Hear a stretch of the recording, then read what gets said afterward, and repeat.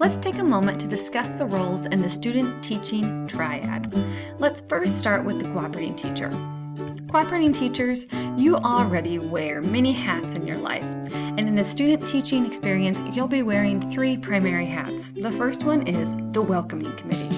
It's your job to introduce the teacher candidate to all of the people within your building that they'll be working with on a daily basis. Also, make them feel comfortable and welcome in your classroom. Show them a space in which they can put their belongings and an area in which they can work.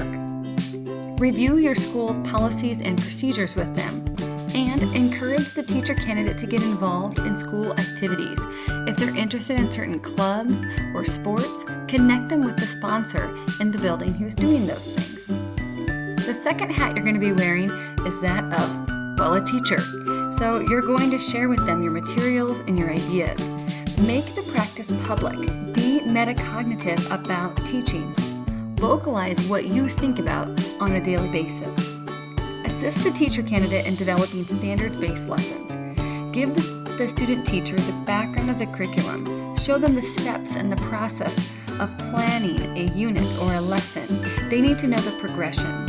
And also make sure you cue them in on how to write valid assessments. Make sure that you allow the teacher candidate to try new ideas. Be open to the things that they want to do in your classroom. And of course, know and implement the co-teaching student teaching strategies, in which we'll be talking about later today. The third hat that you'll be wearing as a cooperating teacher is that of a mentor. That means you're going to be observing the teacher candidate and providing constructive feedback on a regular basis. Make sure you mentor and guide the teacher candidate. Remember, they are an intern teacher. They are not your friend. And model effective teaching strategies and professional behavior. Make sure you reflect with them about classroom management on a daily basis. Communicate your expectations with them. Talk to them about what needs to be done if they're going to be absent. Make sure you review expectations midway through your student teaching experience and be open to adjusting them. Give them a few days' notice or if there's going to be any changes occurring in a lesson. Be understanding and patient and maintain consistency and accountability. And the biggest thing about being a mentor to your teacher candidate is to reflect on the practice with them. Now let's look at the university supervisor. The university supervisor has multiple roles in this triad. The first one is to provide a presence during the student teaching experience. They're going to provide information about the university's expectations for student teaching to both the cooperating teacher and teacher candidate. They will observe and provide feedback on a regular basis for the teacher candidate. They will act as a confidant for both the teacher candidate and the cooperating teacher, and they will be the teacher candidate's advocate. The university supervisor is also expected to help build a strong team between the teacher candidate and cooperating teacher. They are here to help set clear expectations and to be honest about the teacher candidate's performance.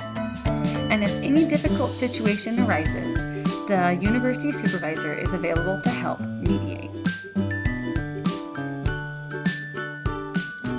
And now for the teacher candidate. This is what the teacher candidate have been waiting for the last 4 years or 5 years of their college career, and that is to actually be in the classroom and be a teacher with students. So this is their time to shine. Teacher candidates, they need to come ready to learn, enthusiastic, and show initiative. They need to introduce themselves to team members and school personnel. And they need to ask questions and discuss professional issues on a regular basis. The next thing they need to do, be ready to plan and instruct. That means they're going to share ideas and work cooperatively with their cooperating teacher. They're going to help with all classroom responsibilities. Everything from gradebook to creating assessments to making lesson documents. They're also going to become familiar and proficient in all content and to be a continuous learner during this entire experience. That means having a really awesome work ethic. They will also be creating standards-based lessons, and they will know and implement all of the co-teaching student teaching strategies. And lastly, remember that the teacher candidate is a candidate. That means that this experience is a time for them remember that failing isn't the issue. It's what you do after. You need to grow. So make sure teacher candidates are accepting feedback and putting suggestions for improvement into practice. Have a teachable spirit. Demonstrate respectful behaviors. They also need to be reflective about their practice. They need to be having conversations with their cooperating teachers on a daily basis. And they need to be thinking, how would I teach this lesson if I didn't have a cooperating teacher with me? They should be patient with themselves and with their cooperating teacher and be a sponge. Learn from everyone in the building and learn from all opportunities.